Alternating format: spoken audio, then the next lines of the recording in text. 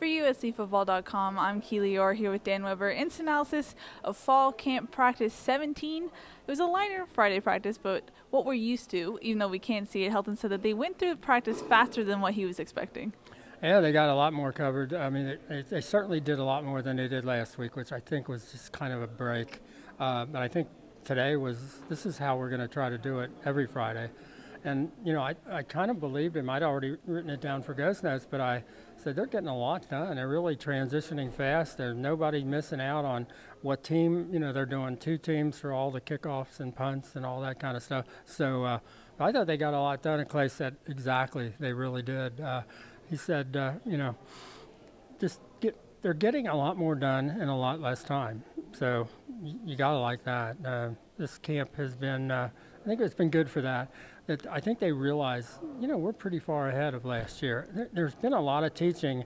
When you talk to even guys like just talking to Connor Murphy, he's become a teacher now. You know, he's still kind of a young guy, but he looks at his role as teaching the younger guys. Mm-hmm. And because a lot of what's happened here is he's been taught by, you know, Cam Smith and Chenna, and it seems like the theme, especially when you get to the defense, they really have this whole, we're going to teach them how to do this, and that's what we saw today. Mm-hmm. In his scrum, Helton almost seemed surprised that they were as far as they are at this point in the season. He was almost kind of shocked that they still have 2 more weeks till the first game. Yeah, that's a good point. I do think he reacted like, yeah, we really are ahead of where we were last year, and I mean, I just thought that comment, you know, would have taken us 2 hours to do what we did pretty much in a little over an hour today. Is a good indicator of where they were. And they're doing cool little things, like they broke out their new little practice jerseys. Mm-hmm. That they were all kind of, you know, cool stuff. And you know, they're like basketball, they're Nike kind of basketball jerseys, but then you look and they've got built-in pads in the front and in the shoulders, so they don't have to wear their shells underneath.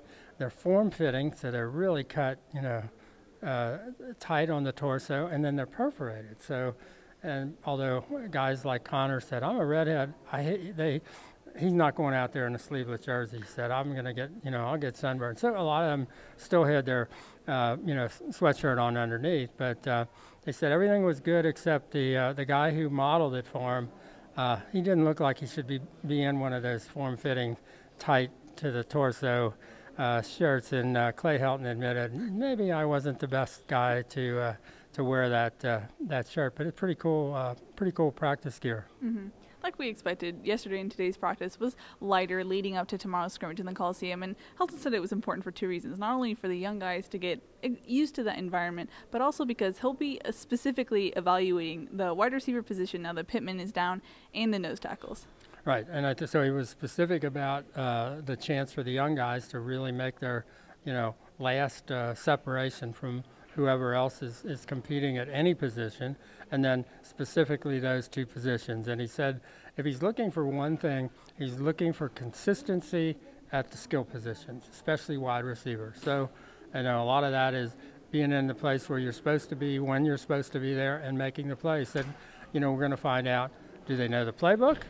And then can they produce? And so it's so they're kind of putting the hat on the young guys, especially the young wide receivers. So mm-hmm. I think that's been kind of the theme, consistent theme through camp, is they really want to see the young wide receivers step up, grow up. And now with Michael Pittman, who was one of the, you know, the few who didn't redshirt last year and got a chance to play, with him, you know, going to be down, you know, for a couple of weeks at the very least. This is a chance for whoever to say, I'm that next guy. Mm-hmm. We're in Heritage Hall, and you can probably tell that there's fans behind us. That's because Salute to Troy is tonight. Do you think that's going to be a tough turnaround to have Salute to Troy tonight for the players, and then a scrimmage early tomorrow morning? That's going to be interesting. I will see how that works. That's a good point. Having the morning scrimmage after the Salute to Troy, maybe that's a better way to do it than to maybe say you can go home and visit and whatever, you know, we know what happened a couple of years ago. So this maybe is a better alternative. You know, it's over, go to bed, get up early, be here, let's get ready for a 10:30 scrimmage.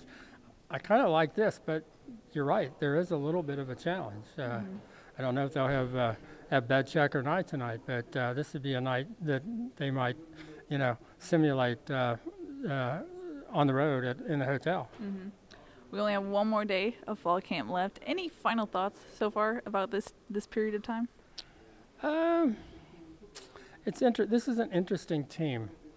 When you talk to Chenna, for example, he says, we are younger. We did lose some of those older guys and some of those really good players, but we're way ahead of where we were. So it's that combination of this is kind of a young team still, and yet they feel like they're much more accomplished in knowing what they're supposed to do and being able to do it. So it's that interesting kind of double, on one side, they know they're young. On the other side, they think they're pretty far advanced and they're, and then they'll say, well, we lost some big tough athletic stars, and yet we're probably more physical.